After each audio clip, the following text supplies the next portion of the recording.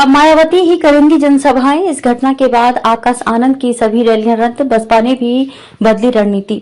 बसपा प्रमुख मायावती के भतीजे और पार्टी के नेशनल कोऑर्डिनेटर आकाश आनंद फिलहाल प्रदेश में चुनावी जनसभाएं करते नहीं दिखेंगे। 28 अप्रैल को सीतापुर की चुनावी रैली में दिए गए भाषण को आचार संहिता का उल्लंघन मानते हुए दर्ज की गई एफआईआर के बाद से उनकी प्रस्तावित सभी रैलियों को बिना कारण बताए रद्द कर दिया गया है। आकाश इन दिनों नई दिल्ली में है। अब वह दूसरे राज्यों में ज्यादा सक्रिय दिखाई देंगे। इस बीच मायावती पार्टी के उम्मीदवारों के समर्थन में चुनावी रैलियां करती रहेंगी। बसपा प्रमुख ने 2 मई को जहां मैनपुरी में, शनिवार को आगरा में चुनावी रैली की। 18वीं लोकसभा के हो रहे चुनाव में बसपा अकेले ही लड़ रही है।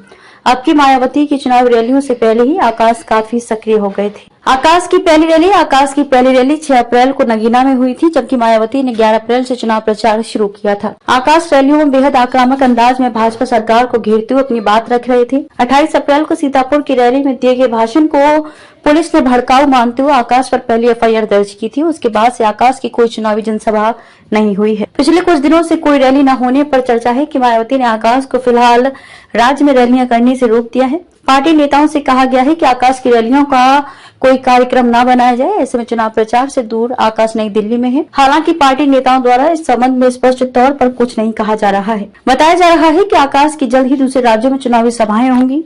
सीतापुर में दर्ज एफआईआर के बारे में आकाश का कहना है कि उन्होंने अपने संबोधन में कुछ गलत नहीं कहा था। प्रदेश के युवाओं को बेरोजगार रखा जा रहा है। गरीबों को मुफ्त में राशन देकर उन्हें गुलाम बनाया जा रहा है। महिलाओं के प्रति अपराध बढ़ रहे हैं। उन्होंने कहा कि अगर वो कुछ गलत कहते हैं तो माफी जरूर मांगते, लेकिन उन्होंने कुछ गलत नहीं कहा था। हो सकता है कि संबोधन में इस्तेमाल किया गया शब्द ज्यादा रिफाइन नहीं था, जो विपक्ष को चुप गया। आकाश ने की एएमयू के छात्रों से मुलाकात। आकाश आनंद ने शनिवार को नई दिल्ली में पार्टी के केंद्रीय कार्यालय में अलीगढ़ मुस्लिम विश्वविद्यालय एएमयू के छात्रों से मुलाकात की। इस संदर्भ में उन्होंने इंटरनेट मीडिया के एक्स पर कहा कि देश के राजनीतिक माहौल पर एएमयू के छात्रों से चर्चा करने व उनकी चिंताएं सुनने के बाद मन विचलित हुआ है। उन्होंने बताया कि डर का माहौल बनाकर पूरे समाज को डराया जा रहा है। उन्होंने छात्रों को भरोसा दिलाया कि वे हमेशा उनके मुद्दों के साथ खड़े रहेंगे।